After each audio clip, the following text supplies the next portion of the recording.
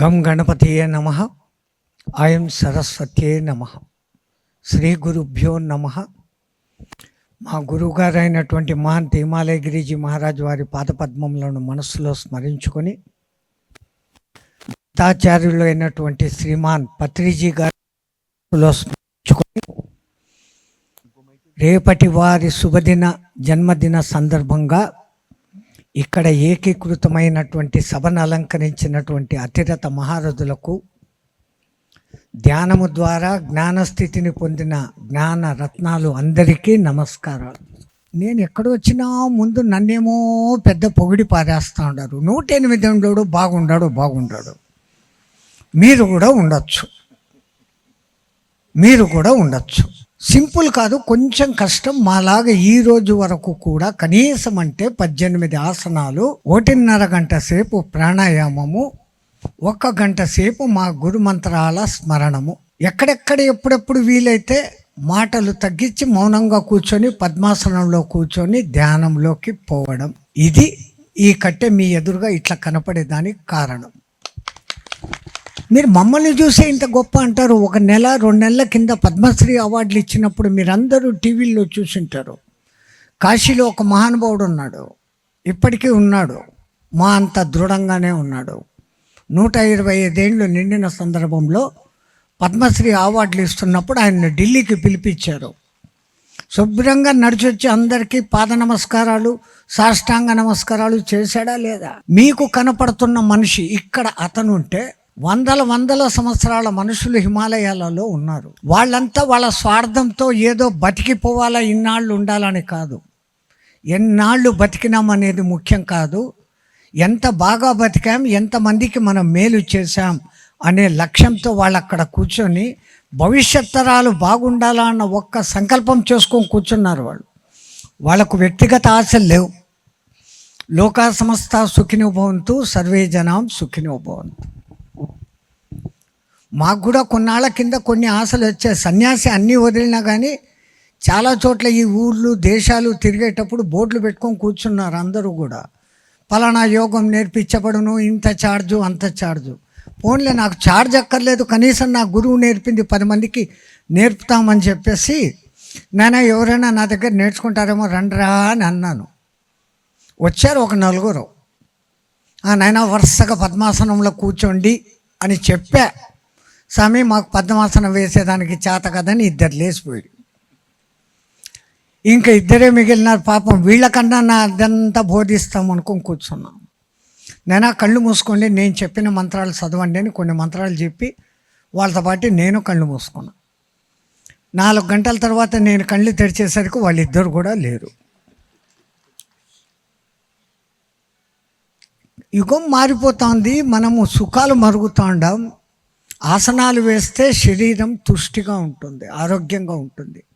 తినేది శాకాహారము, మితాహారము తింటే ఎంతకాలమైనా బతకచ్చు. ఈ శ్వాసను మన కంట్రోల్లోకి తెచ్చుకుంటే ప్రాణాలు మన చేతుల్లో ఉన్నాయి. వాడెవడో బ్రహ్మ రాయడం లేదు. దానికి మాకు పెద్ద ప్రాసెస్ ఉంది. పూరక కుంభక రేచకాలు అది ఇది అని సిస్టమ్ ఉంది. ఆసనాల వ్యవహారంలో మీకు ఒక మంచి తమాషా విషయం కూడా చెప్పాల్సి వస్తుంది.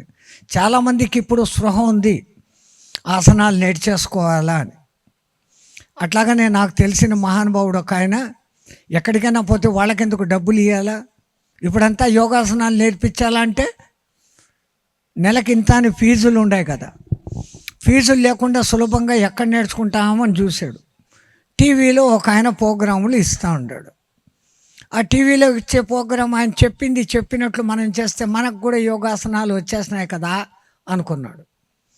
2-3 దినాలు ఏదో చిన్న ఆసనాలు అయిపోయినాక ఆయన కఠినమైన ఆసనాలు చెప్తూ, ఈ ఎడమ చేతిని ఎడమ కాళ్ళ కింద నుంచి పైకి తీయాలా అన్నాడు. ఈడు తీశాడు.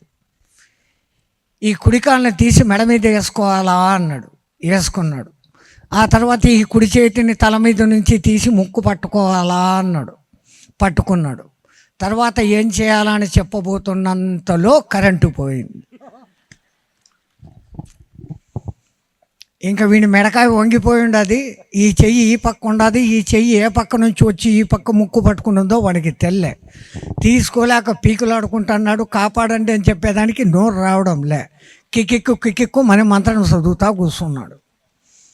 లోపల పోయినోడు ఇంతవరకు బయటికి రాలేదే అని భార్య బిడ్డలు అందరూ వచ్చి తలుపు తట్టి చూస్తే ఆడేదో ఒక ఆకారం కనపడుతుంది. కాళ్ళు ఒక దిక్కు, తల ఒక దిక్కు, చేతులు ఒక దిక్కు. విచిత్రాసనం, తీసుకోలేదానికి వీలు కాని ఆసనంలో ఆయన కూర్చొని. వాళ్ళు పట్టి ఇట్ల పట్టి అట్ట పట్టి నానా తిప్పలు పడి పీకి నట్బోట్లన్నీ ఒక సైజుకు తెచ్చి ఒక మళ్ళీ మనిషి ఆకారానికి తెచ్చారు. ఆసనాలు చేస్తే ఇంత ఇబ్బందులు ఉంటాయి అని చెప్తున్నాయి. ఎందుకంటే సరైన గైడెన్స్ లేకుండా చేస్తే చాలా ఇబ్బందులు ఉన్నాయి. అలాగే ప్రాణాయామం సరైన గైడెన్స్ లేకపోతే చాలా ఇబ్బందులు ఉన్నాయి. కానీ ఒక కారణ జన్ములు పరమాత్ముడు వాళ్ళను ఒక కారణం మీద మన దగ్గరికి పంపిస్తారు. లోకంలో అందరికీ ఇంట్రెస్ట్ అయితే ఉందిరా, దానికి తగిన సాధనలు చేయలేని స్థితిలో ఉంటారు. అందరికీ మోక్షం అనేది కోరుకోవడం సహజం, దానికి తగిన ప్రయత్నాలు అందరూ చేయలేరు. మరి అందరినీ ఉద్ధరింప చేయాలంటే నువ్వు వెళ్ళు అని దేవుని చేత ఎలక్టెడ్ అండ్ సెలెక్టెడ్గా పంపబడినటువంటి మహానుభావుడే ఆచార్య పత్రి. నేను ప్రత్యేకంగా మీరంతా ఏమేమో బ్రహ్మర్షి అంటే నేను ఆచార్య అని ఎందుకంటున్నాను? తాను స్వయంగా ఆచరించి అందులో ఫలితం ఉందని తెలుసుకొని ఆ ధ్యానాన్ని సులభంగా బోధించేది, ఇంకా సులభంగా బోధించేది ఎట్లా అని తపన పెట్టుకొని ఆ ఒక్కదాన్ని బోధించేదానికి తన జీవితాన్ని ఒక లక్ష్యంగా పెట్టుకొని కేవలం 30 సంవత్సరాలలో ఇంత పెద్ద సువిశాల సామ్రాజ్యాన్ని, ఇంతమంది జ్ఞానులను తయారు చేయగలిగినాడు. పతంజలి బోధించిన అష్టాంగ యోగం కూడా ఇన్ని లక్షల మందిని, ఇన్ని కోట్ల మందిని ఇన్స్పైర్ చేయలేకపోయింది. చేస్తున్నారు, అది చేయగలిగిన వాళ్ళకే. సర్వులకు చేసేది అవసరం కదా ఈ కాలంలో. ధ్యానశక్తి ఎట్లాంటిది అంటే ఒక్క ఉదాహరణ, మీకు ఒక మాట ఉంది. మూకం కరోతి వాచాలం పంగుం లంఘయతే గిరిం యత్కృపాతమోహం వందే పరమానందం మాధవం అంటాం. అర్థమైందా ఇది ఎవరికైనా?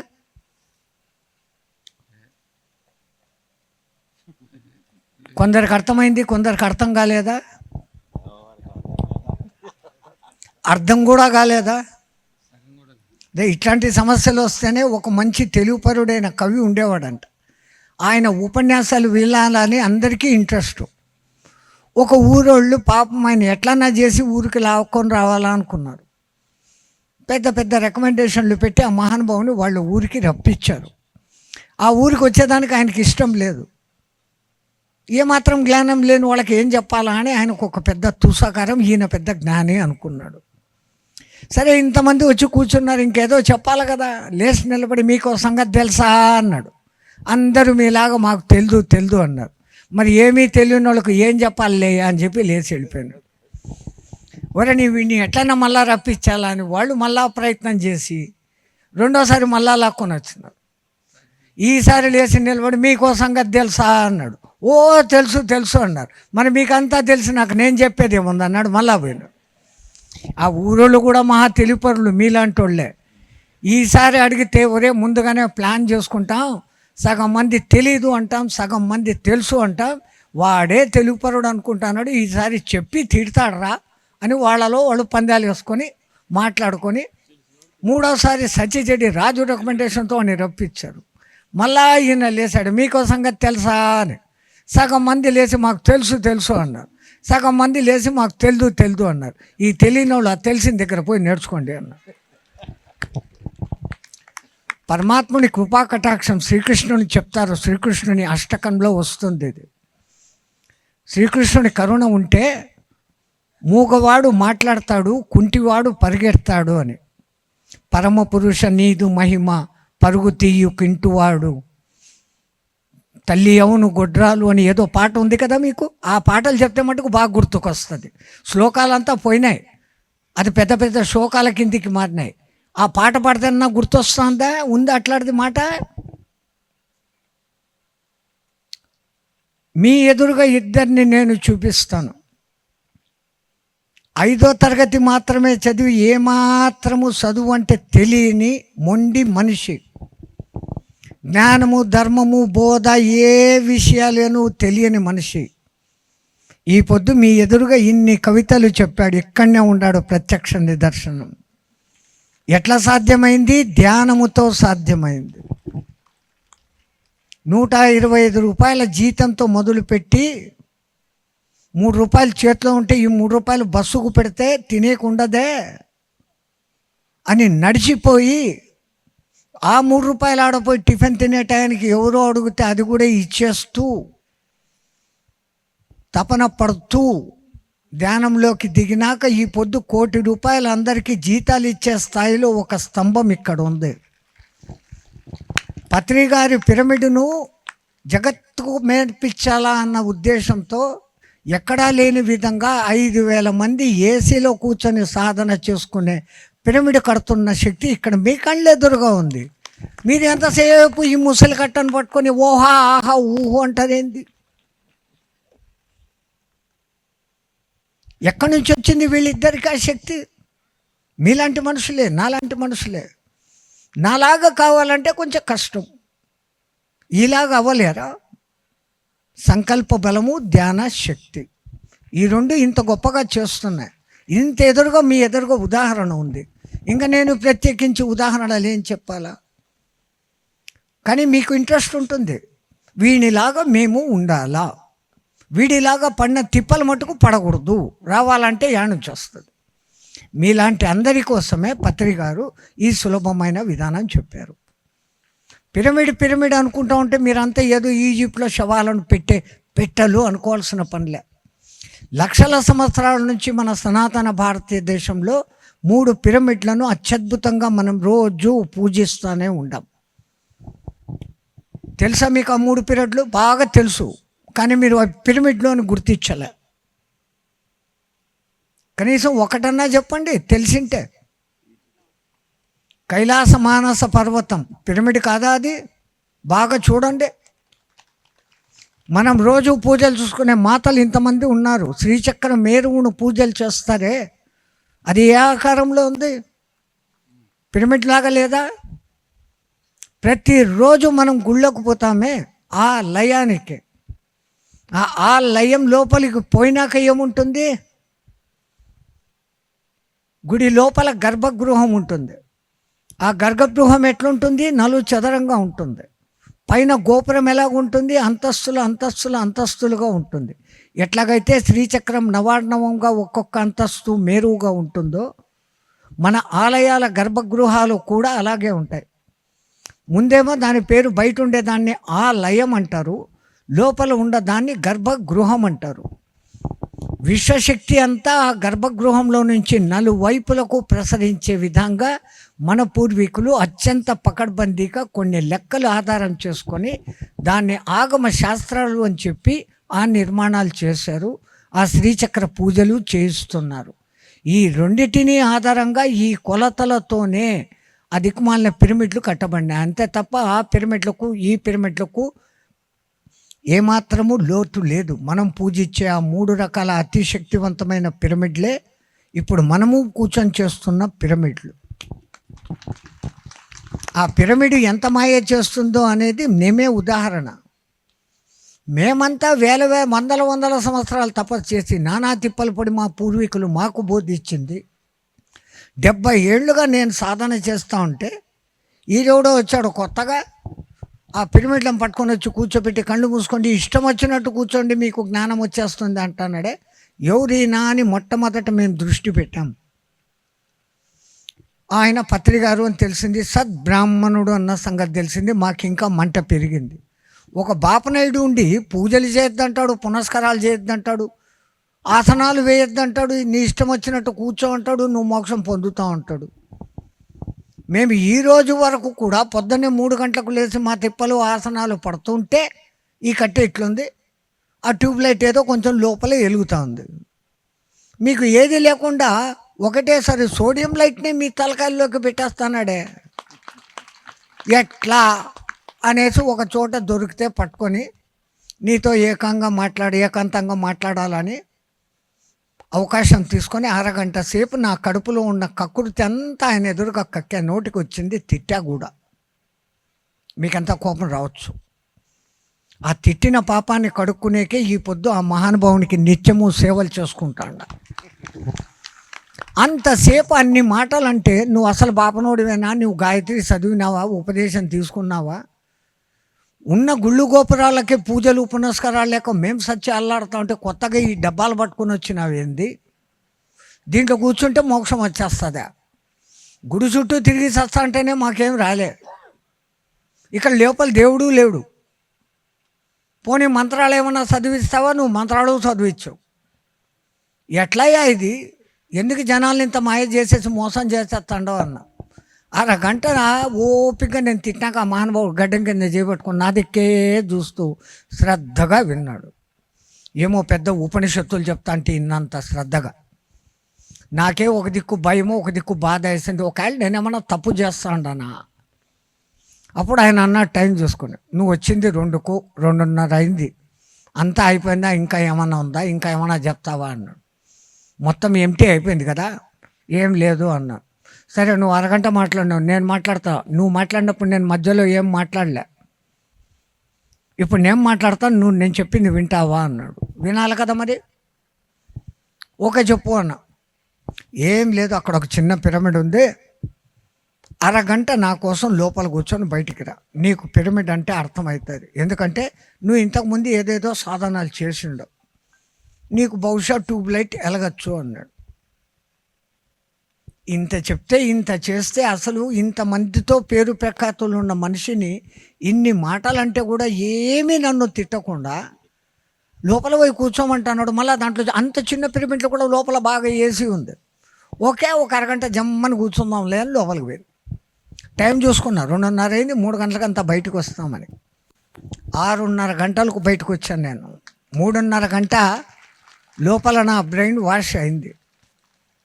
అంటే కొంచెం గొప్ప చెప్పుకునే విషయం ఏంటంటే, మాకు ఇంతకు ముందే కుండలిని అనుభూతి ఉంది కాబట్టి మామూలుగా బయట కూర్చుంటే మాకు ఒక అరగంట తర్వాత కొన్ని రకాల క్రియలు, 3 రకాల బంధాలు, ఉడ్డీయన బంధం, మూలబంధం, జాలంధర బంధం లాంటి తిప్పలు పడి ఈడా పింగళ నాడుల్లో గాలిపోకుండా సుషుమ్నలోకి పోవాలా.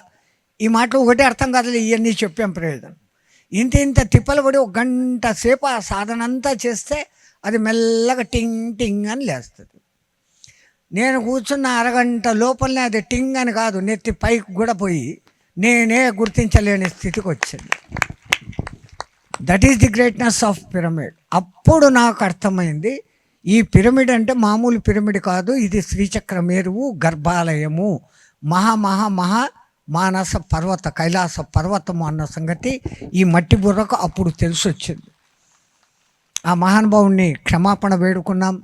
ఆ తర్వాత కూడా మా దారి మాదే అయినప్పటికీ 30 ఏళ్లలో ఇంత గొప్ప సామ్రాజ్యాన్ని చేసినాడంటే ఎంతటి గొప్ప సంకల్పం. అది నిజంగా ఆయన చేసిందా, పరమాత్ముడు ఆయన చేత ఈ పని చేసి పంపించాడా చెప్పండి. ఇట్లాంటి మహాత్ముల విషయంలో వాళ్ళు వచ్చిన అవతరణ దినోత్సవాలే అత్యంత అద్భుతంగా మనం చేసుకోవాలి. ఆ తర్వాతి దినాన్ని అస్సలు తలుచుకోవాల్సిన పనిలే. ఎందుకంటే మనమంతా వచ్చి పోయేవాళ్ళం, కొంతమంది ఉంటారు వచ్చి ఉండిపోయేవాళ్ళు. అట్లాంటి కోవకు చెందిన వారు శ్రీమాన్ పత్రిజీ గారు. ఎందుకంటే మనం ఏదో ఈ తనువు ఇడిచిపెట్టినాడో అయిపోయింది అనుకుంటాం. మనం విడిచిపెడితే ఏమీ కాదు. మహాత్ములు తనువు విడిచిపెట్టినారంటే వాళ్ళు విశ్వ చైతన్యంలో కలిసి సర్వచైతన్యంగా అందరినీ చైతన్యవంతులు చేస్తారు. మీకు తెలిసిన ఉదాహరణ రమణ మహర్షి కట్టెలో ఉన్నంత వరకు రౌండ్ అబౌట్ సమ్ 1950 మేము చివరిసారి ఆయన చూసినప్పుడు, చనిపోయే ముందరు. ఆ 50 వరకు రమణ గురించి తెలిసింది చాలా తక్కువ. ఈ 50 సంవత్సరాల్లో ఇప్పుడు అరుణాచలం అంటే మీకు గుర్తొచ్చే పేరు రమణ మహర్షి. అసలు అరుణాచలం దేనికి ప్రసిద్ధో మీకు ఎవరికైనా తెలుసా? పంచభూత లింగాలలో అది అగ్నిక్షేత్రం మా దృష్టిలో, మాకు. అది కాస్త ఇప్పుడు ఎవరు అనుకోరు. అరుణాచలం అంటే రమణ మహర్షి అంటున్నారు. అతి కొద్ది కాలంలో 2-3 క్షేత్రాలు ఆ క్షేత్రాల పేరుతో కాకుండా పత్రి జ్ఞానక్షేత్రాలుగా రాబోతున్నాయి. ఒకటి, ఈ మహానుభావుడే సహకరించి కట్టిన ఆ హైదరాబాద్ పిరమిడ్, మహేశ్వర పిరమిడ్. ఇప్పుడు తాను కట్టబోతున్న పిరమిడ్ అది ఇంటర్నేషనల్ టూరిస్ట్ స్పాట్ అవుతుంది. ఇంకోటి, ఈ మహానుభావుడు కట్టిన మానస సరోవరం. ఎంతమంది మానస సరోవరానికి పోయారబ్బా మీలో?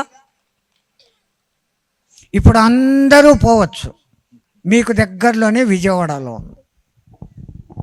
అందరినీ వరిష్ఠులను చేసేది ఇక్కడ ఈ మహానుభావుడు కడుతున్నాడు. ఇంకా జస్ట్ 1 year ఉండొచ్చు. 1 సంవత్సరం మీరు ఓపిక పడితే అందరిలోకి వరిష్ఠులుగా మారేది వశిష్ఠ తత్వం అంటారు. అంతటి పావన గోదావరి తీరంలో అంతటి అద్భుతంగా ఇది నిర్మాణం అవుతుంది. తో పత్రిజీ లేరు అన్న మాట, అసలు ఆ మాట నా నోట్ల నుంచి రావడమే తప్పు, మీరు అనుకోవడమే తప్పు. ఆ పత్రిజీ ఇప్పుడు విశ్వవ్యాప్తమై ప్రత్యేకంగా ఒక 3 కేంద్రాలలో ఆయన 3 లక్షణాలు, ఆయన 3 సాధనలు. ఆయన ఏమంటున్నారు? ధ్యాన జగత్, అహింస జగత్, పిరమిడ్ జగత్ అన్నారు. ఆ 3 కేంద్రాలుగా భవిష్యత్తులో భాషించబోతున్నాయి.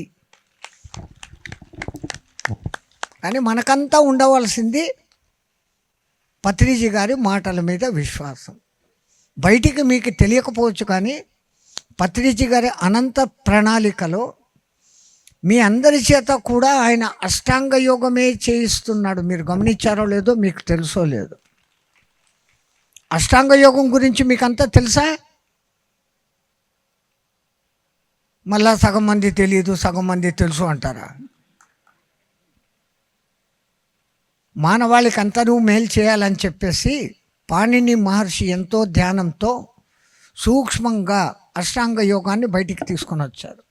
దాన్ని విపులంగా వ్యాపులంగా అందరికీ అందుబాటులోకి తెచ్చేదానికి పతంజలి మహర్షి అష్టాంగ యోగము 8 విధాలైనటువంటి స్టెప్పులు ఉంటాయి అంటారు. యమ, నియమ, ఆసన, ప్రాణాయామ, ప్రత్యాహార, ధారణ, ధ్యాన, సమాధి అనే 8 అంగాలతో ఏ స్టూడెంట్ అయినా ఈ 1వ తరగతి నుంచి 8వ తరగతికి చేరుకోవాలి.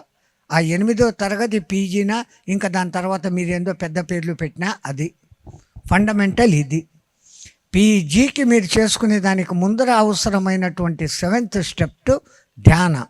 ఆ ధ్యానం మీద ఆ పరమాత్ముడైనటువంటి పత్రిజీ గారు ధ్యాస ఎక్కువ పెట్టి మనకు బోధించారు.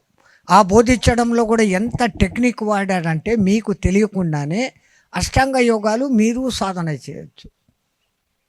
మొట్టమొదటి యమ నియమాలు అంటే అంతరేంద్రియ బాహ్యేంద్రియ నిగ్రహం. ఈ 5 ఏళ్ళు జ్ఞానేంద్రియాలు అనుకోండి, ఈ 5 ఏళ్ళు కర్మేంద్రియాలు అనుకోండి. వీటిని రెండింటిని బంధించి పెట్టి నీ ఒళ్ళో పెట్టుకొని కూర్చో అన్నాడా లేదా? ఇప్పుడు మీకు ఆ 2 చేకూరినట్లేనా? యమ నియమాలు మీకు అబ్బినట్లే. సంకల్పశక్తి. భవిష్యత్తులో మీరు ఇంకా ఈ విధంగా ధ్యానం చేయండి, మీరు అష్టాంగ యోగం చేస్తున్నట్లే. యమ నియమాలు అయిపోయినాక ఆసనం. పతంజలి ఆసనమే అన్నాడు, కానీ 108 ఆసనాల్లో ఏ ఆసనం అని చెప్పలే. అందరూ ఆసనాల్లో కూర్చోలేరు. అందుకని మీకు సులభంగా పత్రిగారు ఏం చెప్పారు? సుఖాసనం అన్నారు. కూర్చున్న తర్వాత కాళ్ళు మెలిపెట్టుకోండి అన్నారు. దీంట్లో టెక్నిక్, మనకు శరీరంలో ఎక్కడైనా కానీ రోమాలు మొలిచేదానికి అవకాశం ఉంది. రోమాలు మొలవని ప్రదేశం ఎక్కడుంటాయి? అరిచేతులు, అరికాళ్ళు. ఇవి భూశక్తి ఎప్పుడు ఈ అరికాళ్ళ నుంచి మనలో నుంచి శక్తిని, మనం గ్రహిస్తున్న విశ్వశక్తిని బాగా లాగేసుకుంటూ ఉంటాం. కాళ్ళు ఇప్పుడు క్రాస్ పెట్టి కూర్చున్నప్పుడు మీ అరికాళ్ళు భూమికి తగలవు. మీలోకి వస్తున్న విశ్వశక్తి భూమి లాగలేకుండా మీలోకి నిక్షిప్తమై మిమ్మల్ని శక్తివంతులను చేస్తుంది. ఇంకా తర్వాత ప్రాణాయామం. మేము చేసే ప్రాణాయామం ఒక్కసారి గాలి తీసుకొని 3 నిమిషాల సేపు బంధించి పెడతాం, ఆ తర్వాత వదులుతాం. ఇవి చేయటంలో లాభం మాకేంటంటే ప్రతి మానవుడు కూడా 21,600 హంస జపం తనకు తెలిసి తెలియకుండా చేస్తూనే ఉన్నాడు. ఆ చేస్తున్న దాన్ని మనం ఎంత తగ్గించుకొని చేస్తే మన బ్యాంక్ అకౌంట్లో అంత ఉన్నట్లు. మహాసాధకన చేసిన మహానుభావులు 2 నిమిషాల సేపు ఊపిరిని బంధించి పెడితే 15 ఊపిర్లు ఆయనకు సేవ్ అయినట్లా లేనట్లా? అయినాయి కదా. మీరంతా ఇంత లోపల ఇప్పుడు నేను ముక్కు మూసుకొని 2 నిమిషాలు ఇక్కడ గాలిని బంధించి పెడితే ఈ లోపల మీరు 2 నిమిషాలలో 15 + 15 30 సార్లు గాలి పీల్చుకొని వదులుతున్నారు. నేను మాత్రం ఒక్కసారి పీల్చుకొని వదులుతున్నా. నాకు 29 ఊపిర్లు మిగిలినట్లే కదా, నా బ్యాంక్ అకౌంట్లో ఉన్నట్లే కదా. నా ఊపిరిలో పోయేంత వరకు, నా అకౌంట్ తీరేంత వరకు నేను వాడి దగ్గరికి పోవాల్సిన పని లేదు కదా. తో మన ఆయు మన చేతిలో ఉంది ప్రాణాయామంతో. ప్రాణాయామం అందరికీ సాధ్యం కాదని పత్రిజీ గారు దాన్ని బాగా సులభతరం చేసి శ్వాసను గమనించు అన్నారు. జాగ్రత్తగా నిజంగా మీరు మనస్పూర్వకంగా ధ్యాన స్థితిలో ఉండి కేవలము శ్వాసను గమనిస్తే 2 లాభాలు కలుగుతాయి. ఒకటి, ఈ చంచలమైన కోతికి ఆ ఒక్క డ్యూటే అప్పచెప్పాం. మనస్సు అనే కోతికి ఒక్క డ్యూటే అప్పచెప్పాం. తో అది నిర్విరామంగా ఈ వచ్చి పోయే గాలిని గమనిస్తూ ఉంటుంది. మనస్సు ఏకాగ్రత అనేది మీకు తెలియకుండా కలిగిపోయింది. ఎప్పుడు మీకు తెలియకుండానే మీ శ్వాసక్రియలు అతి మెల్లగా, అతి జోరుగా జరుగుతాయి, అతి మెల్లగా జరుగుతాయి. తద్వారా నిమిషానికి మీరు కూడా 6-7 శ్వాసలే తీసుకుంటారు. తో మీ శ్వాసక్రియల్లో 7 మిగిలినా పొద్దున, మధ్యాహ్నం, సాయంత్రం మీకు వీలున్నంతసేపు ధ్యాన స్థితిలో కూర్చుంటే 3 రోజులకో 10 రోజులకో 1 రోజు ఆయువు మీకు సేవ్ అవుతుంది.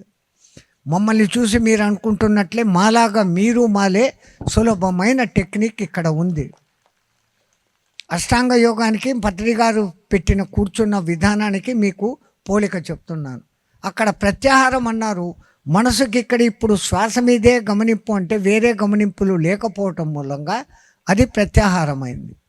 ఇంకా ధ్యాన అన్నారు. ధ్యాస అన్నిటినీ విడిచిపెట్టి, అన్నిటి మీద ధ్యాస ఇడిచిపెట్టి ధ్యానం మీద ధ్యాస పెట్టడమే ధ్యానం. మిగతా అన్ని విషయాల గురించిన పరధ్యానం ఏర్పడినప్పుడు ఏర్పడేది నిజమైన సులభమైన ధ్యాన స్థితి.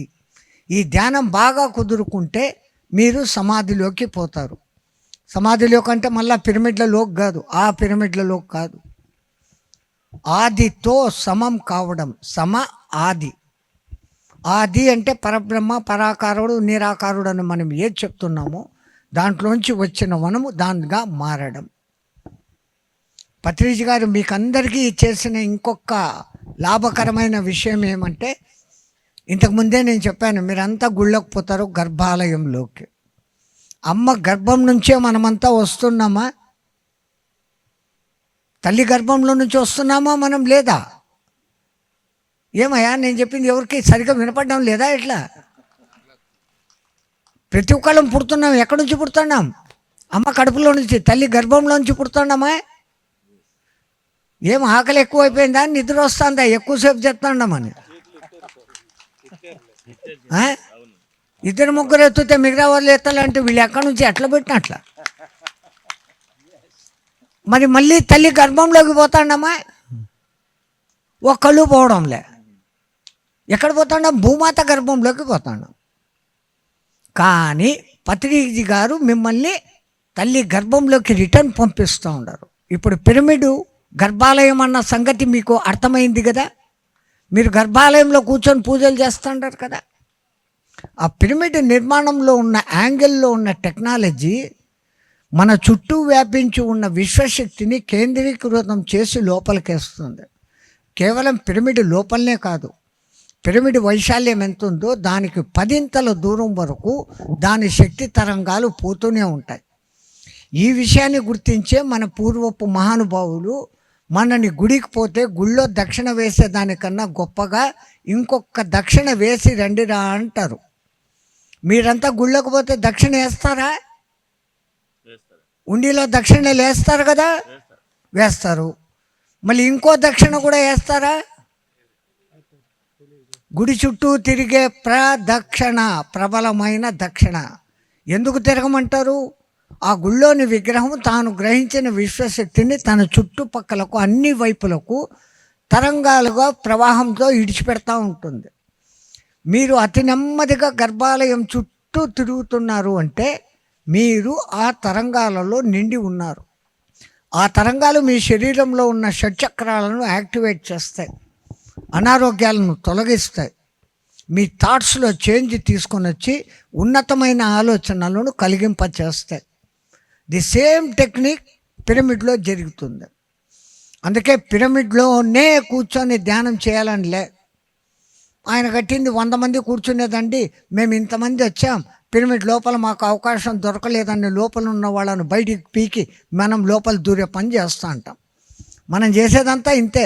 యాడో ఏదో ఇంత ఉంది అంటే ఆ ఉన్నోడిని లోపల ఉన్నోడిని బయటికి పీకి మనం పోవాలి. అందరికన్నా ముందు మనం పొందాలి. ఈ తపనే.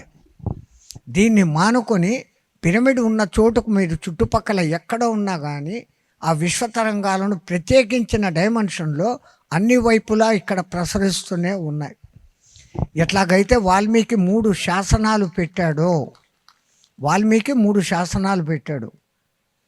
ఏ రాత రాయాలన్నా ముందు శ్రీరామ అని రాయండిరా. 10 కొంపలైనా ఉన్న ఊర్లో ఒక రామాలయ భజన మందిరం పెట్టుకోండిరా. సూర్యచంద్రులు ఉన్నంత వరకు ఈ రామాయణం జగత్తులో ఉంటుందిరా అని వాల్మీకి మహర్షియుడు చెప్పాడు. మనకు పత్రిజీ గారు ఇచ్చినది 2 మాటలు. ఇంటింట ఒక్క పిరమిడ్ ఉండుగాక, ఊరందరికీ ఉపకారం చేయుటకై ఒక పిరమిడ్ ఉండుగాక. పత్రిజీ గారి శిష్యులుగా పత్రిజీ గారికి మనం ఇవ్వాల్సిన దక్షిణ ఆయన చెప్పిన ఈ 2 మాటలను నిజంగా ఆచరణలో పెట్టడం. వినడం సంతోషించడం కాదు. ప్రతి ఇంట ఒక పిరమిడ్ ఉండాలి. ఆ పిరమిడ్ ఉంటే ఏం ఉపయోగాలో ఇంతకుముందు ఆయన చెప్పారు. పిరమిడ్లో పెట్టిన వస్తువు నెలల తడబడి చెడదు. సైంటిఫికల్గా కూడా ఇది ప్రూఫ్ అయిన విషయం.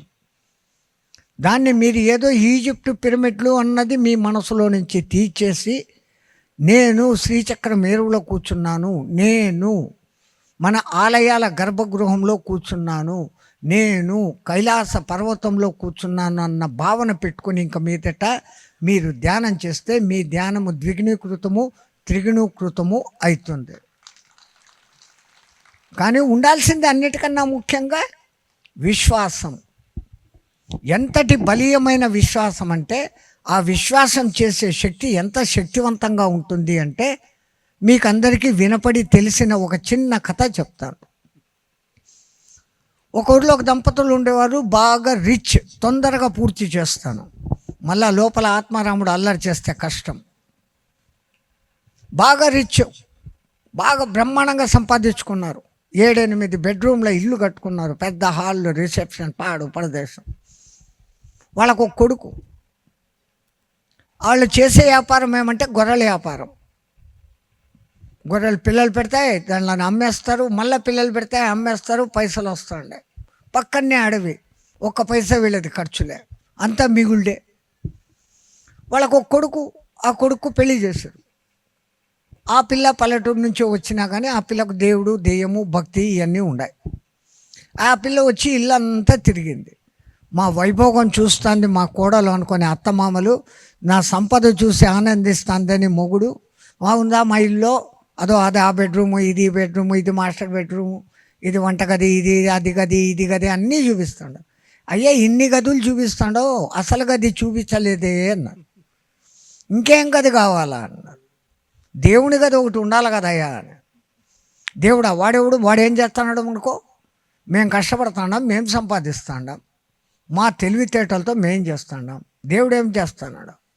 నాయనా దేవుడు అనేవాడు ఒకడు ఉన్నాడురా బాబు, కనీసం దేవుడు నీకు తెలియకపోతే దేవుణ్ణి చూపించే ఒక గురువునన్నా పట్టుకోండి. ఈమెమో రోజు ఇదే బోధ చేస్తుంది. పెళ్ళై 6 నెలలు అయింది, వీళ్ళలో ఏమాత్రం మార్పు లేదు. ఆ సమయానికి ఆ పిల్ల అదృష్టం కొద్దీ ఆ ఊరికి ఒక హరికథా భాగవతారు వచ్చాడు. హరికథలు చెప్పేవాళ్ళు హరి యొక్క కథలను చెప్పి మనసులను రంజింపచేసేవాళ్ళు. తాము సాక్షాత్తు హరులే ఎందరినీ హరులుగా మార్చగలిగిన వాళ్ళు. అట్లాంటి హరికథా భాగవతారు ఇప్పుడు మన ఎదురుగానే ఇక్కడ ఉన్నాడు. తో ఈ కోడలు, కొత్త కోడలు మొగుడికి అల్టిమేట్ బాంబు వేసింది. నేను 6 నెలలుగా మొత్తుకుంటా అంటే మీరు అస్సలు యాడికి పోరు, దేవుడు లేడు, దెయ్యం లేదంటారు. కనీసం దేవుణ్ణి చూపించే గురువు ఒకడు మనకి ఇప్పుడు వచ్చి ఉన్నాడు ఊర్లో, ఆయన్ను పట్టుకొని నువ్వు తరిస్తావు, ఆయన చెప్పిన కథ విను అనింది. సరే ఈమె గోల భరించలేక ఆయన ఒక కంబళి వేసుకొని ఒక కర్ర తీసుకొని ఆ హరికథ మండపానికి పోయాడు. ఈ పొద్దు ఏ పొద్దున్నా కానీ ఈయన హరికథలు విని ఉంటే కదా, ఆడేమో చెప్తున్నాడు. అందున ఆ రోజు గజేంద్ర మోక్షం అత్యద్భుతంగా చెప్తున్నాడు. అందరికీ విన సొంపైన స్వరంతో ఆలమూల వైకుంఠముల ఆ మూల సౌదంబుదాపన మందార వనాంతం. వీడు ఏంది మూల ఏందో అంటున్నాడు, మందారం అంటాడు అని వీడు గడ్డ మీద ఆ కర్ర గడ్డ కింద పెట్టుకునేసి శుభ్రంగా పడుకొని నిద్రపోయాడు. రాత్రి 12 అవుతుంది. అందరికి కూడా నిద్ర వస్తుంది. అందరినీ నిద్రలో నుంచి అలర్ట్ చేసేదానికి ఆ హరికథ భాగవతారు ఒక్కసారి పైకి చూడండి రా, నా కథకు మెచ్చి శ్రీమన్నారాయణుడు మిమ్మల్ని అందరినీ ఆశీర్వదించేదానికి వచ్చాడు, జై శ్రీమన్నారాయణ అనండి రా అన్నాడు. ఓ ఇంకా అరిసే దాంట్లో మనమంతా ఫస్ట్ కదా, గట్టిగా జై శ్రీమన్నారాయణ అన్నారు. మనోడికి నిద్రాభంగం అయింది. ఏమయ్యా అందరూ అంత గట్టిగా అరుస్తాండారే అన్నాడు. గురువుగారు ఇప్పుడే మాకు శ్రీమన్నారాయణను చూపించారు అన్నాడు. అమ్మో వీనికి లైట్ వెలిగింది. నా భార్య చెప్పింది నిజమే, ఆ దేవుడెవడో నాకు ఇంతవరకు తెల్లే, కానీ దేవుణ్ణి చూపించేవాడు ఎవడో నాకు దొరికిపోయినాడు, ఈయన్ని పట్టుకుంటే దేవుణ్ణి చూపిస్తాడు. ఆ రాత్రంతా ఎట్లా గడిచింది. తెల్లారుజామున 5 గంటలకు హరికథ అయిపోయింది.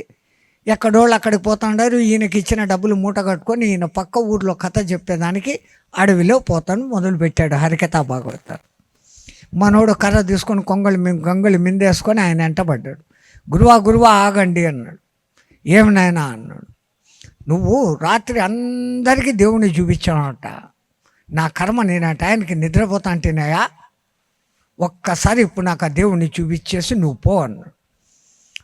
ఒరే దేవుణ్ణే చూపించేవాడిని అయితే నేను ఈ హరికథలు చెప్పుకొని ఎందుకు బతుకుతాను రా బాబు, ఏదో నోటుకు వచ్చింది చెప్పాను, వదిలిపెట్టు వెళ్ళిపో అన్నాడు.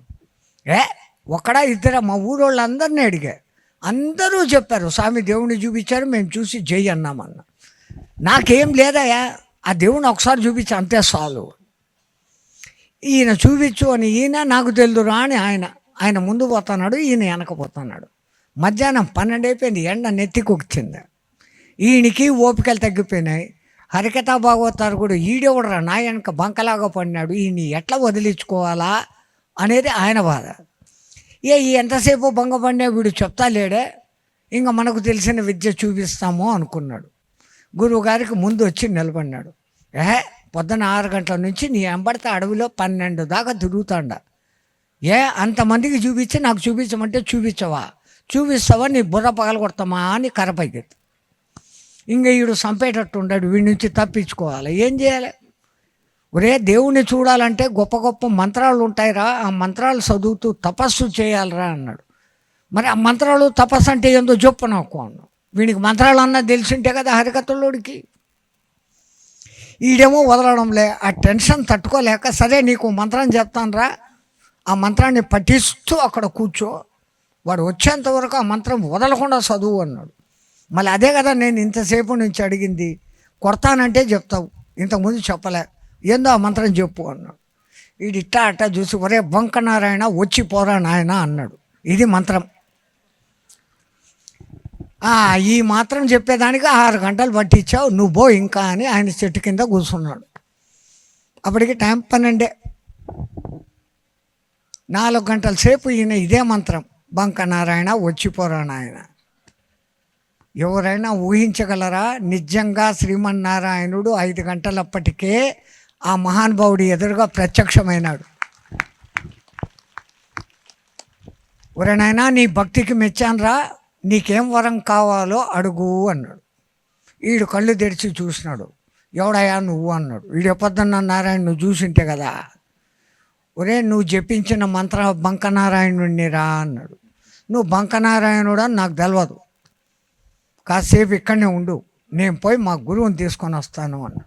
అట్లా కాదురా, మాకు ఒక నియమం ఉండదు, ఎవడు తపస్సు చేస్తే వానికి వరం ఇచ్చి పోవాలా అన్నాడు. వరమా, ఏందా వరము అన్న. అరే వరం రా, నువ్వు ఏమన్నా కోరుకో అది ఇచ్చేసి పోతామని. నాకేం కోరుకోవాలో కూడా తెలీదు, మా గురువుని అడిగి చెప్తా, నువ్వు ఈయనే ఉండు అని. వీడెక్కడ ఉండేవాడు, సరే ఉంటాను పో అన్నాడు. ఈయన కొంచెం దూరం పైనాక డౌట్ వచ్చింది, వీడంతా ఒళ్ళు మీద నగలు దిగేసుకొని ఉన్నాడు, కొత్తగా కనపడుతున్నాడు, 4 చేతులు ఉన్నాయి, ఉంటాడో పోతాడో. ఆడ ఒక సన్న చెట్టు గట్టిది కనపడితే అక్కడ నిలబడి, ఒరే బంకనారాయణ ఇటు రారా అన్నాడు. ఆయన వచ్చాడు, ఈ చెట్టు దగ్గర నిలబడు అన్నాడు. నిలబడినాక ఆ మహానుభావుణ్ణి నారాయణుణ్ణి తన కంబళితో వాడిని చుట్టి కట్టి పెట్టేస్తున్నాడు. ఎక్కడికి పోడు ఇంకా అని ధైర్యం తెచ్చుకొని కర్ర ఒకటి తీసుకొని పక్క ఊరికి పరిగెత్తా పోతున్నాడు. ఆ ఊరు చేరేసరికి అక్కడ రాత్రి 7 అయింది. మన హరికథా భాగవతారు కొత్త కథ ఆ ఊర్లో మొదలు పెడుతూ జయ శ్రీమన్నారాయణ అన్నాడు. ఆ దిక్కు చూస్తే వాడు కర్ర తీసుకొని నేను నరసింహావతారంలాగా వస్తా అన్నాడు. నా బంక మంత్రం పనిచేయలేదు, నా బుర్ర రామకీర్తన పాడేదానికి వస్తానాడు వాడు అని అక్కడున్న పెద్ద మనుషులతో, నాయన నన్ను కాపాడండి రా అన్నాడు. ఏమైంది స్వామి అని వాళ్ళు అడిగిరి. వాడేమో నన్ను రాత్రి పగలు బంకలాగా తగులుకున్నాడాయా, నోటికి వచ్చింది ఏందో చెప్పి వాడిని బంక వదిలించుకున్నా, ఇప్పుడు ఆవిడ వానికి బాగా దోమలు చీమలు కుట్టింటాయి, నన్ను కొట్టేదానికి వస్తానాడు అన్నాడు. వీళ్ళందరూ ఆయన నిలబెట్టి, ఏమంత జోరుగా వస్తాడు అంటే, మా గురువుగారిని అర్జెంటుగా అడవిలోకి తీసుకుపోవాలండి. ఆడ తీసుకుపోయి కొడతావా?